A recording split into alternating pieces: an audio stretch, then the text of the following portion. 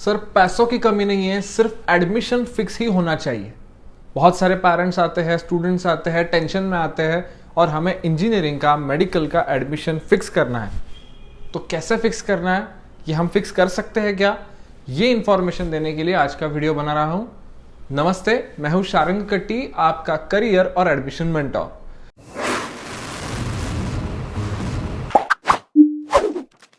Basically engineering और medical ये दो बहुत बड़े प्रोफेशनल कोर्सेस है जिसके लिए बहुत सी भीड़ रहती है। एडमिशन अच्छे कॉलेज में मिले इसलिए बहुत सारे लोग ट्राई करते रहते हैं। एक पहले हम ये समझ लेते हैं कि दो टाइप के एडमिशन्स हो सकते हैं। वो एक तो बाय मनी और बाय सेकंड मेरिट। मेरिट वाला तो पॉइंट आपके मार्क्स के ऊपर रहेगा। आपका अगर रैंक अच्छा आता है तो एडमिशन हो सकता है।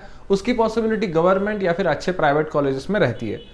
पर दूसरा जो पॉइंट है बाय मनी, मतलब by giving donation, by giving extra amount, वो जो पार्ट रहता है वो सिर्फ और सिर्फ प्राइवेट कॉलेजेस में ही रहता है। एक्सेप्शनल कुछ कॉलेजेस है जहां पे गवर्नमेंट होते हुए भी ये स्कीम, मतलब बाय डोनेशन आप जा सकते हो। तो पहले अगर हम मेडिकल के बारे में देखेंगे तो मेडिकल के लिए रूल मैं समझा देता हूं। मेडिकल की प्रोसेस कब स्टार्ट होती है? तो मेडिकल की प्रोसेस आपका नीट का रिजल्ट आने के बाद ही स्टार्ट हो सकती है। सो बेसिकली महाराष्ट्र हो या फिर अदर कौन से भी स्टेट्स हो, वहां पे कॉलेजेस डोनेशन एक्सेप्ट करता है क्या?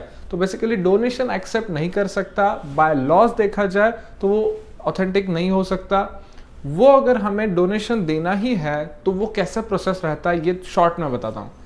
मेडिकल में एनआरआई नाम का कोटा रहता है। नॉन रेसिडेंशियल इंडियन लोग आ सकते हैं और यहाँ की सीट ले सकते हैं, पर इसका fees structure 3 times the actual fees या फिर 5 टाइम्स द एक्चुअल फीस भी हो सकता है।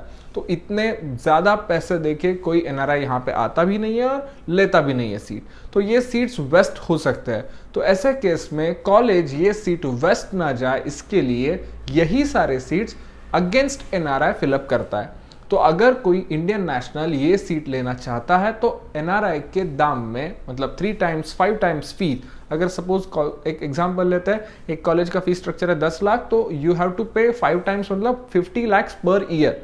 तो इतना दे के भी कोई इंडियन नेशनल सीट लेता नहीं है। तो ऐसे केस में वो सीट फिर से खाली हो जाता है। तो वो जब सीट मेडिकल कॉलेजेस के हाथ में आते हैं तब वो लास्ट राउंड में कॉलेजेस क्या करते हैं कि वो जो सीट है वो बचे हैं और वेस्ट ना जाए, इसीलिए जो सामने आ गया उसको हमने दे दिए। सो बाय मेरिट ही उसमें भी देखते हैं, बट लास्ट राउंड में कब ही बहुत ही कम लोग रहते हैं। ऐसा दिखाने के लिए सबको लगता है, बट एक्चुअल प्रोसेस में हुआ क्या रहता है, वो जो लोग रहते हैं उनके साथ पहले ही डील हुई रहती है और उन्होंने कुछ ना कुछ कैश में कंपोनेंट दिया रहता है।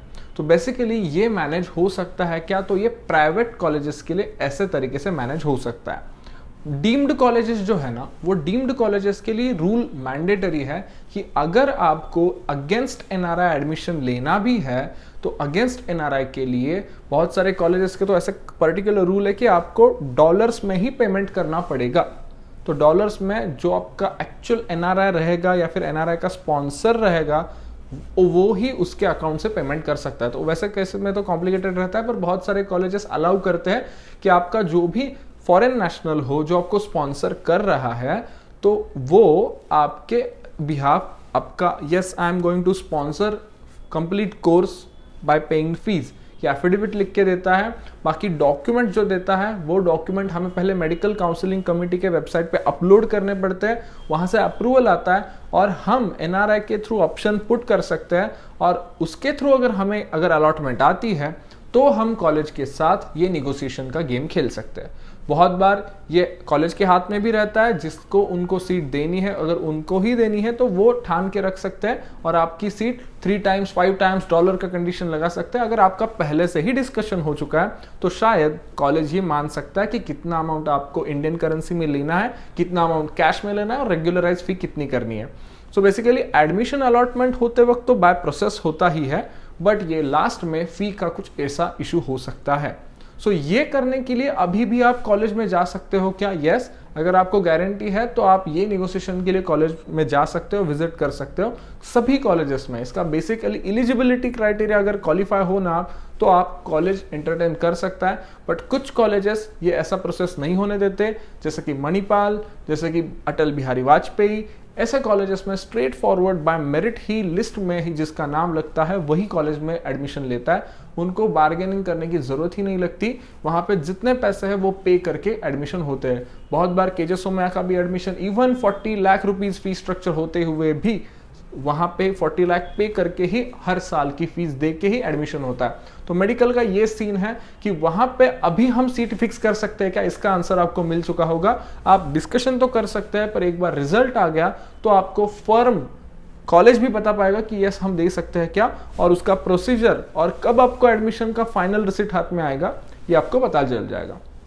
बाकी कोर्सेज के लिए भी ऐसा ही प्रोसेस है, पर मेडिकल के लिए थोड़ा ज्यादा सिचुएशन टफ रहता है, बाकी कोर्सेज में इजीली हो जाता है। अगर हम इंजीनियरिंग की बात करते हैं तो इंजीनियरिंग में गवर्नमेंट कॉलेजेस में ऐसा कोटा है, बट एनआरआई थ्रू कोटा है, उसकी एक प्रोसेस अलग है।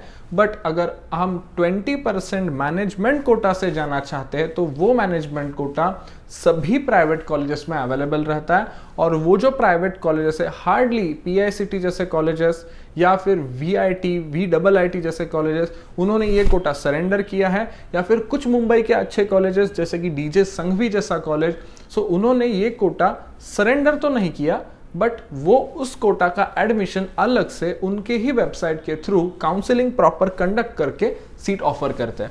बाकी जो बचे हुए कॉलेजेस है जो प्राइवेट है उनके पास ये 20% कोटा है, और ये 20% कोटा वो directly by taking donation if you are eligible, जो भी आपका कैटेगरी वाइज आपका जो एलिजिबिलिटी क्राइटेरिया रहेगा उसके हिसाब से वो डायरेक्टली दे सकते हैं क्या, यस वो दे सकते हैं। जस्ट आपका जेई और सीईटी का पॉजिटिव स्कोर चाहिए और आप बोर्ड के हिसाब से एलिजिबल होने चाहिए। सो अगर ये दो क्राइटेरिया आप सेटिस्फाई करते हो तो वो जो भी डोनेशन अमाउंट बोलेंगे वो आप देख के अभी से सीट कंफर्म कर सकते हो। और ऐसे बहुत सारे कॉलेजेस रहेंगे, जैसे कि डीम्ड यूनिवर्सिटी में डायरेक्टली नाम नहीं लेना चाहूंगा, वहां पे भी ऐसे कोटा रहते हैं कि जहां पे आप डायरेक्टली विजिट करो वो उस कोटा के साथ आपको एडमिशन दे सकते हैं। जस्ट एलिजिबिलिटी इंपॉर्टेंट है। बहुत सारे डीम्ड यूनिवर्सिटी ने तो ये एलिजिबिलिटी भी कम कर दी है, क्योंकि इस साल महाराष्ट्र का बोर्ड का कट ऑफ कम आ गया था, क्योंकि बहुत सारे लोगों को फिजिक्स केमिस्ट्री मैथ्स के ग्रुपिंग में ही कम मार्क्स आ रहे थे। तो आपको इंजीनियरिंग के लिए अगर ऐसी सीट फिक्स करनी है तो कुछ कॉलेज, चंद कॉलेज छोड़ के, गवर्नमेंट तो हो ही नहीं सकता, ऐसे कॉलेज में फिक्स करना पॉसिबल है। एनआरआई एडमिशन ये पूरा लीगल वे से कंडक्ट होता है, बट अगर मैनेजमेंट कोटा देखा जाए तो वो भी लीगल ही है, उसमें आप पैसे दे के एडमिशन फिक्स कर सकते हो क्या, यस कर सकते हो, पर ये ऑफकोर्स ऑन रिकॉर्ड नहीं आता आपका डोनेशन, और आपको मैनेजमेंट कोटा से बाय रेफरल ऐसा हम बोल सकते हैं एडमिशन फिक्स हो जाता है। इसके लिए 20% कोटा रिजर्व रहता है। अगर ये इन्फॉर्मेशन आपको अच्छी लगती है और आपको और इसकी ही डिटेल्ड जानकारी चाहिए तो अस्मी के नियर बाय ऑफिस में जल्दी से जल्दी संपर्क कीजिए और हमारे साथ एनरोल हो जाइए, और ये डिटेल आपका एडमिशन काउंसलिंग का पैकेज ले लीजिए। अगर आपको ये वीडियो इन्फॉर्मेटिव लगता है तो ऐसे ही आपके सारे इंजीनियरिंग मेडिकल के दोस्तों के साथ इसको शेयर कीजिए।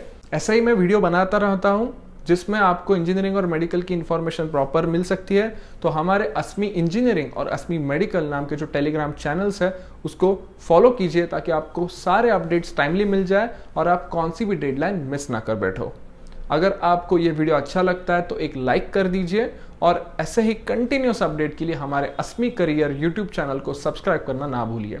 मिलते हैं नेक्स्ट वीडियो में, तब तक के लिए धन्यवाद।